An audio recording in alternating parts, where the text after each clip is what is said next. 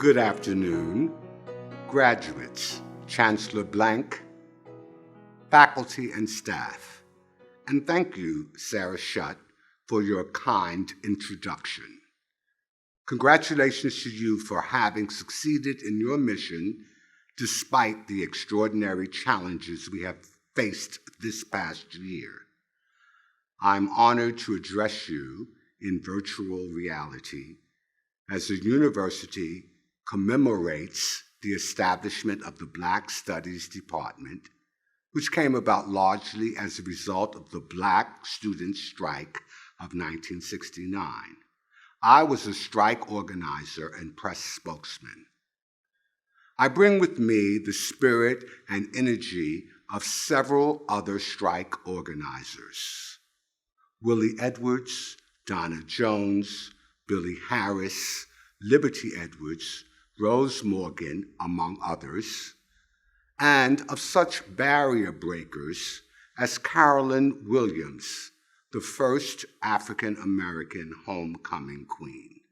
I also nod to the thousands of students and some faculty who supported the objectives of the strike through marches, demonstrations, petitions, outdoor classes, and goodwill.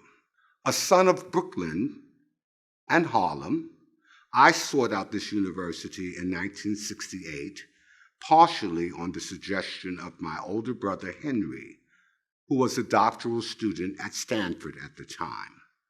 Several of my other siblings had graduated from Oakwood College, now University, in Huntsville, Alabama, an historic Black and religious college. But I wanted to attend a secular, worldly, public institution. I was overjoyed, if slightly apprehensive, when Wisconsin accepted my application and offered me a financial aid package under the 5-year program. Ruth Doyle was the director of the 5-year program, and in one of her many kind acts, put me up in her own home for 3 days until I was assigned university housing in Turner Hall. It was easy for me to become immediately affiliated with the Black Student Union upon arrival here. Black students were able to find each other, ironically, because there were so few of us. As such, we were highly visible in a Ralph Ellison Invisible Man sort of way. As a result of civil rights challenges and litigation, there had been an uptick in Black student admissions to highly esteemed colleges and universities in the late 60s. We were part of that wave. We all came to this great university first and foremost to get a world-class education, an education which, in some instances, would move us into the middle class, and in others, solidify that status already attained. We were primed to make a difference in our communities and nation. We came with great anticipation, yet with the usual student fears and doubts. Could we compete academically? Would our resources cover our expenses?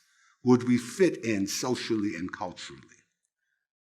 We wanted to be perceived as individuals, a privilege not historically afforded us, having grown up in a world of de facto segregation, institutional racism, and American apartheid. For many of us, the African American Center, then on University Avenue, became our haven between classes for study, lectures, debates, programs, referrals, socializing. We reflected on our fit at Wisconsin and concluded that we could make positive changes to the curriculum and atmosphere. After months of discussion with high university officials, we went on strike when we reached an impasse. We thought our 13 demands were reasonable and could easily be enacted. The university administration at the time did not. We were aware of strikes and sit-ins at other campuses, but our strike was Wisconsin-specific. The central plank of our strike was for the creation of a Black Studies department. In that, we were successful. Other planks called for increased recruitment of Black students and the employment of additional Black faculty and staff. We also wanted relevant Black perspectives in the humanities and liberal arts, law, and business. In effect, we aimed to broaden the academic offerings of this university. Incorporating Black studies departments hastened the evaluation of how the American story is told and taught.